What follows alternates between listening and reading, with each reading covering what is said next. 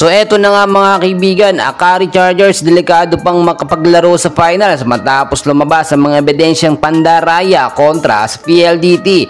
And bago yan mga kaibigan, please huwag kalimutan mag-like and subscribe and pahit ng notification bell. Maraming salamat po.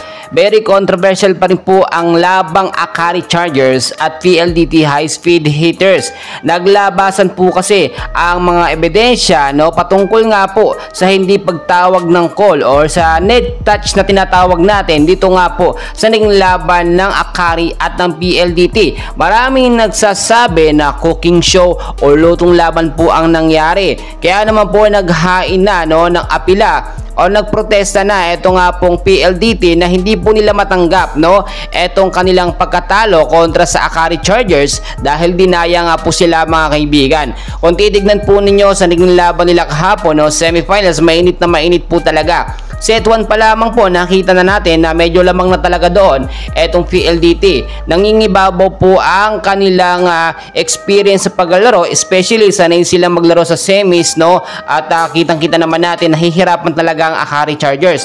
Ang Akari Chargers for the very first time ngayon lamang talaga sila nakapaglaro sa semis Do sabihin na natin nagbagong lineup at sistema ng Akari, iba na rin po ang coach, hindi na sa Debrito, mas malakas sila ngayon kaya hindi rin naman nakakapagtaka at nakakapaglaro na sila ngayon sa semifinals. Iba na rin po kasi ang kanilang mga player. Yung dati mga player po sa F2 ay napunta po sa Akari Chargers at nakita naman natin kahit si Zed Domingo na nanggaling sa CCS ay naglalaro sa Akari. So hindi nakiging problema kaya sila lumalakas ngayon. Pero sa naging laban kahapon hindi po katanggap-tanggap at alam naman natin kung sino po talaga ang nanalo. Dahil nga po naglalabasan ng mga ebidensya nagsalita na nga po ang PBL Commissioner na ang sabi nila wala naman daw aberya na nangyari, tama lang naman daw ang naging desisyon ng referee. Pero yung nangyayari dito, ang ipinaglalaban dito mga kaibigan ng PLDT High Speed Hitters ay yung bidyong kumakalat na kung saan nga po net touch talaga at naputa fulfa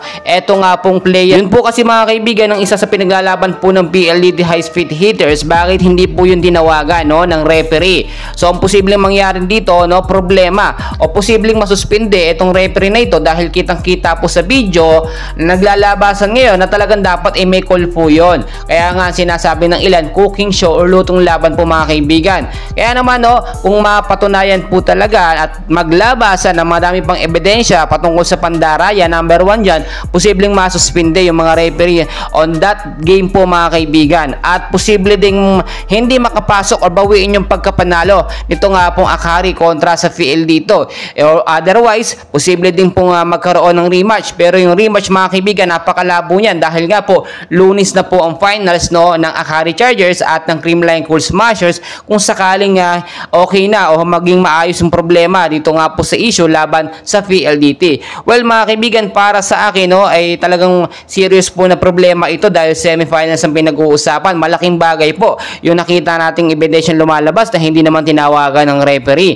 And intense and crucial game po kasi yun, kaya minsan yung referee nalilito pero dalawang referee sila, hindi nila nasisilip. Pero ang mga netizens, ang mga fans ng PLDT ay talagang nagbibigay ng apila. Well mga kaibigan, dahil pang kaganapan. So dyan lang kayo and please huwag kalimutan mag-like and subscribe. Maraming salamat.